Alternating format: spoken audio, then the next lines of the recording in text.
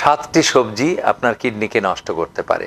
এই 7 সবজি দেহের ইউরিক অ্যাসিডের পরিমাণ বাড়িয়ে দিতে পারে এবং ইউরিক অ্যাসিড পরিমাণ বাড়লে আপনার কিডনিতে যেমন পাথরও তৈরি হবে তেমনি কিডনি নষ্টও হয়ে যাওয়ার সম্ভাবনা থাকে। যেমন পালং শাক, প্রচুর পিউরিন থাকে, এখান থেকে ইউরিক অ্যাসিড তৈরি হয় এবং অক্সালেট থাকে, যার ফলে কিডনির পাথর এবং কিডনি নষ্ট হতে পারে।